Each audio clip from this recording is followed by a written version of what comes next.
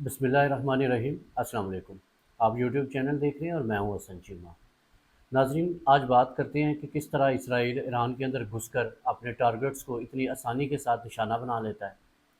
नाजरीन, इस पर भी बात करेंगे कि क्या ईरान के बाद पाकिस्तान भी निशाने पर है। नाजरीन, इसमें कोई दो राय नहीं है कि जिस तरह मुतअद्दिद बार इसराइल ईरान के अंदर घुसकर अपने टारगेट्स को इतनी आसानी के साथ निशाना बना लेता है, बिलाशुबा ये ईरानी इंटेलिजेंस की नाकामी है। वो अपने अंदर मौजूद इसराइल के उन जासूसों को पहचान नहीं पा रही, जिसकी वजह से ईरान के अंदर घुसकर इसराइल ने इतने इम्पोर्टेंट अहदेदारों और इतनी बड़ी बड़ी शख्सियत को इतनी आसानी के साथ निशाना बना लिया। लेकिन अभी तक जो है ये ईरानी इंटेलिजेंस ये ट्रेस आउट नहीं कर सकी कि उसके अंदर जो मौजूद गद्दार हैं, उसकी वजह से इतनी हाई प्रोफाइल पर्सनालिटीज़ को टारगेट किया गया। नाजरीन, आपको याद होगा जिस तरह हमास लीडर इस्माइल हानिया को ईरान के अंदर घुसकर इसराइल ने निशाना बनाया और उनको शहीद कर दिया गया। इतनी हाई प्रोफाइल और इतनी वांटेड पर्सनालिटी को ईरान जो है वो सिक्योरिटी प्रोवाइड करने में नाकाम रहा।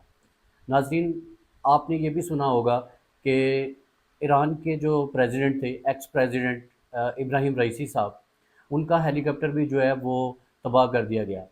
लेकिन जो ईरानी हुकाम थे, उन्होंने ये बताया, उन्होंने जो इसके हेलीकॉप्टर के तबाह होने की वजह बताई कि वो उन्होंने बैड वेदर को हेलीकॉप्टर क्रैश होने की रीज़न जो है ना वो बताई।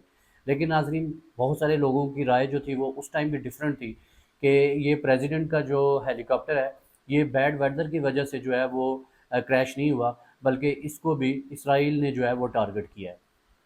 और अब जिस तरह जनरल इस्लामी और आर्मी चीफ जनरल मोहम्मद बाकरी को शहीद कर दिया गया, इसकी भी ईरानी हुकाम ने तस्दीक की है कि जनरल मोहम्मद बाकरी जो कि आर्मी चीफ हैं, उनको भी इसराइल ने शहीद कर दिया है। ये ईरानी हुकाम ने इसकी तस्दीक कर दिया है। नाजरीन, इसमें कोई दो राय नहीं है कि इसराइल की इंटेलिजेंस एजेंसी मोसाद ईरान के सिस्टम के अंदर तक सराइत कर चुकी है। ईरान के सिस्टम के अंदर मौजूद जो ईरान के जासूस हैं, जो गद्दार हैं, ईरानी इंटेलिजेंस उनको ट्रेस करने में अभी तक नाकाम है। वो उन जासूसों को ट्रेस नहीं कर पा रही, जिसकी वजह से इतनी हाई प्रोफाइल और इतनी इम्पोर्टेंट शख्सियात को इसराइल जो है इतनी आसानी के साथ टारगेट कर लेता है। और जिस तरह जनरल इस्लामी और ईरानी आर्मी चीफ जनरल मोहम्मद बाकरी को इसराइल ने शहीद कर दिया है, नाजरीन, इसमें कोई दो राय नहीं है कि इसराइल की इंटेलिजेंस एजेंसी मोसाद जो है वो ईरान के सिस्टम के अंदर तक सराइत कर चुकी है, जिसकी वजह से वो इतने हाई प्रोफाइल और इतनी इम्पोर्टेंट अहदेदारों और इम्पोर्टेंट पर्सनालिटीज़ को इतनी आसानी के साथ ईरान के अंदर घुसकर जो है वो निशाना बना लेती है। बिलाशुबा ये ईरानी इंटेलिजेंस जो है उसकी नाकामी है, ये उसका फेलियर है कि वो अपने अंदर मौजूद गद्दारों को अभी तक ट्रेस आउट नहीं कर सकी। नाजरीन, ये बात काबिल गौर है कि इसराइल जो है वो ईरानी शख्सियात को ही क्यों निशाना बनाता है। क्या ईरानी शख्सियात इसराइल के वजूद के लिए ख़तरा है, या ईरानी सिस्टम जो है वो इसराइल के लिए थ्रेट है। नाजरीन, बहुत सारे एनालिस्ट का ये ख्याल है कि इसराइल के लिए ईरान का न्यूक्लियर प्रोग्राम जो है वो एक थ्रेट है। वो ईरानी न्यूक्लियर प्रोग्राम को हर सूरत तबाह करना चाहता है। लेकिन नाजरीन, एक बात काबिल गौर है, इस बात पे भी सोचने की ज़रूरत है कि अगर इसराइल के लिए ईरानी प्रोग्राम एक थ्रेट है, एक ख़तरा है, तो फिर पाकिस्तानी एटमी प्रोग्राम उसके लिए ख़तरा नहीं है।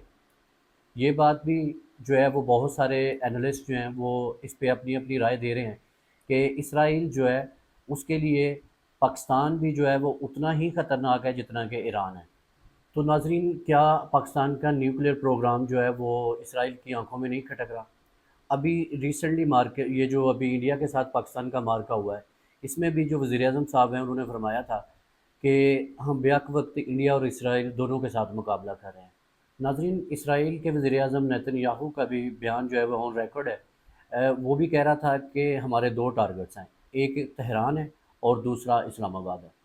तो नाजरीन, आप देखें कि पाकिस्तान और ईरान दोनों ही इसराइल के लिए जो है वो ख़तरा हैं, और इसराइल को इस बात का बखूबी अंदाज़ा है कि पाकिस्तान और ईरान का न्यूक्लियर प्रोग्राम जो है वही एक ऐसा थ्रेट है जो कि हमें नुकसान पहुंचा सकता है।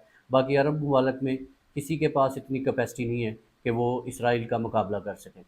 नाजरीन, آئی ایس آئی کے چیف جو ایکس چیف تھے جنرل حمید گل، غالباً 1987 میں بھی انڈیا اور اسرائیل نے سری نگر ایئر بیس کے اوپر اپنے جہاز لا کے کھڑے کر دیے، اور اس ٹائم وہ کوہٹا کے اوپر جو ہے نا وہ اٹیک کرنا چاہ رہے تھے۔ تو ناظرین، یہ بات جو ہے اس میں کوئی ڈاؤٹ نہیں ہے کہ پاکستان کا ایٹمی پروگرام بھی اسرائیل کے لیے اتنا ہی خطرہ رکھتا ہے جتنا کہ ایران کا۔ اور ناظرین، جنرل حمید گل صاحب نے جو بتایا تھا کہ انڈیا اور اسرائیل جو ہے وہ کوہٹا کے اوپر اٹیک کرنے والے تھے، تو یہ بات ڈاکومنٹڈ ہے، یہ کوئی ایگزیجریٹڈ بات نہیں ہے کہ کوئی اس طرح سے کہانی گڑھی گئی ہو۔ یہ بات ڈاکومنٹڈ ہے کہ ان کا پورا پلان تھا کہ وہ کوہٹا کو تباہ کرنے والے تھے۔ تو ناظرین، اس بات سے جو ہے یہ بات ظاہر ہوتی ہے کہ اسرائیل جتنا خطرہ ایران کے لیے ہے اتنا ہی خطرہ وہ پاکستان کے لیے بھی ہے، لہٰذا ہمیں تیار رہنے اور احتیاط کرنے کی ضرورت ہے۔ اپنا اور اپنے چینل کا خیال رکھیے گا۔ اللہ حافظ۔